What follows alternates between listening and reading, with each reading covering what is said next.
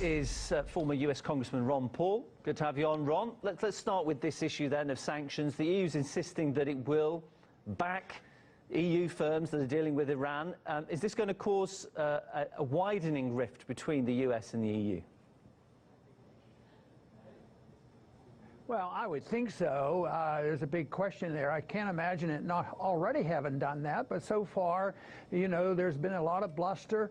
And I think one problem is that the United States is still pretty powerful. They have the currency for the reserve currency of the world, powerful currency, powerful military, a lot of wealth.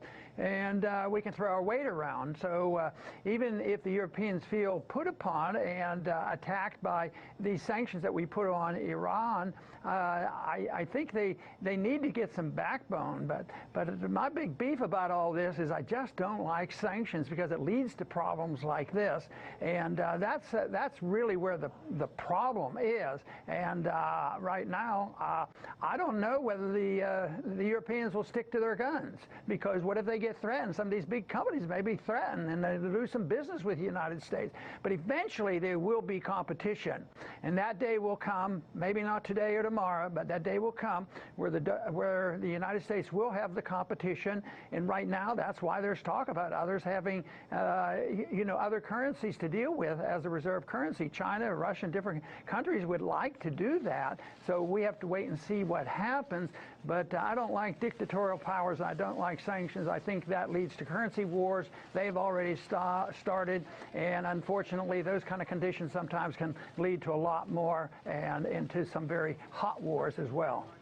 You said that sanctions can lead to a lot more. Where are they going to lead? What do you think this will take us into? Well, I think first we'll see shortly whether the Europeans stick to their guns. If they back down, then they're going to be around for a while. But if they stick to their guns, I think the United States would have to adjust their policies a bit, because how are they going to enforce that? If China and Russia and other countries and India, they do business with Iran, well, how are we going to punish them? We've already been doing a lot of that. What are we going to do? Put more sanctions on Russia? We continue to do that, but eventually that runs out of steam. But the one thing that I hope we can call attention to is the fact that this doesn't always end well, it ends badly. And long term, sometimes it lasts a long time. I think of how long we've had sanctions and with Cuba, and it lasts a long time when you're powerful. But this is a lot bigger than having our sanctions on Cuba. This is a big deal, and I think in time people are going to realize that we might have to adjust because there's the other countries are going to not tolerate what we have done. Now, as I understand, there's still not been any proof presented publicly at least, of the Russian attacks on US democracy that were used to justify the new sanctions bill. How does that work? How is it being perceived back home? Well, the warmongers, the people who want sanctions and everything that Russia does is bad, they're really in charge with our media, and they have really basic control, in the Congress. Now, the president basically has been more sympathetic, but imagine the pressure is getting to him so that he sort of comes across as on again, off again.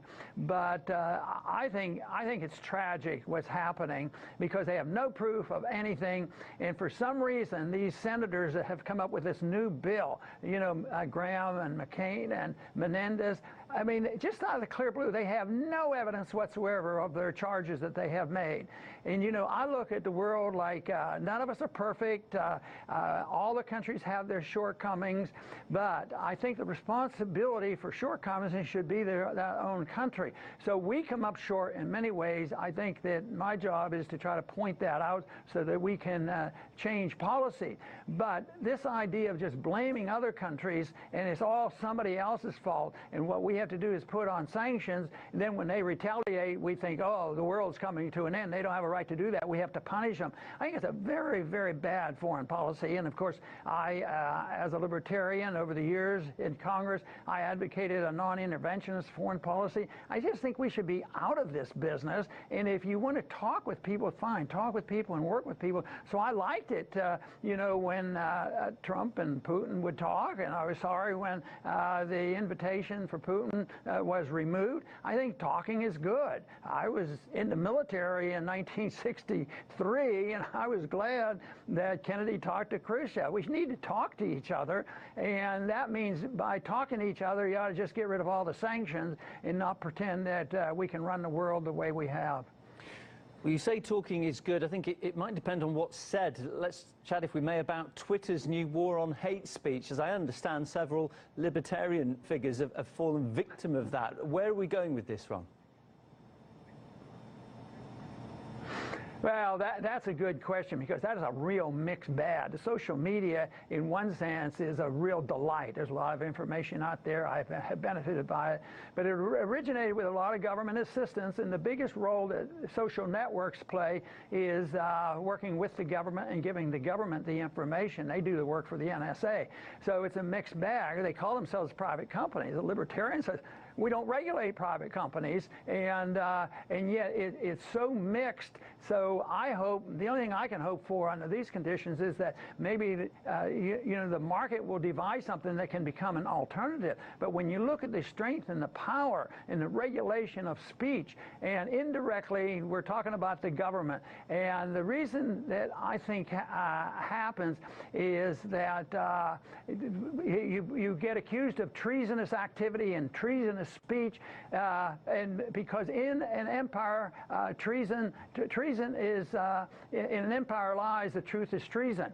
So when people blurt out the treason on the internet, it's not like they're saying something mean and ugly. It's the things challenging the status quo is what they can't stand, and it unnerves them. So they have to silence people. So it's more likely for an individual like myself to be silenced because I represent a challenge to the status quo. But if anybody understands our First Amendment, the First Amendment isn't there to talk about the weather. The First Amendment is there for us to be able to challenge our government.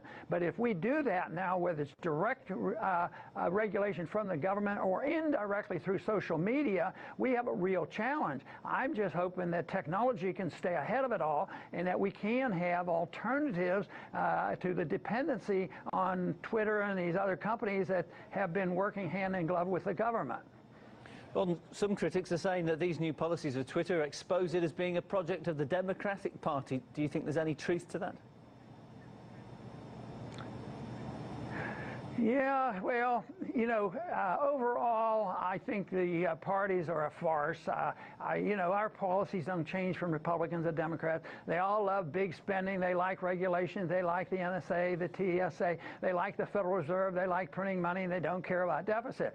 But when it comes to power, there's a big struggle. Who gets to pull the switches and pass out the money? Then they fight and fume. So there is this partisan fight that goes on. And obviously, you know, we've heard about this.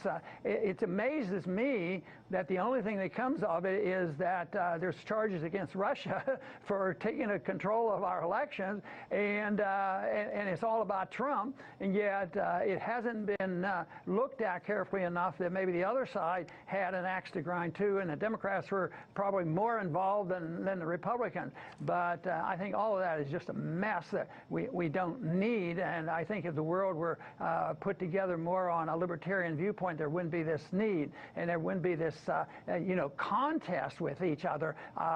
But it is pretty vicious, is the way I see it, and it goes now into our universities, on the streets, and people are getting angry and upset, and there just shouldn't be any reason for that. But it's the fact that if some of us, tell the truth about our government, they call us treasonous, and that we're speaking out of line, and they would like to punish us. And I think that's part of what's happening with the social media.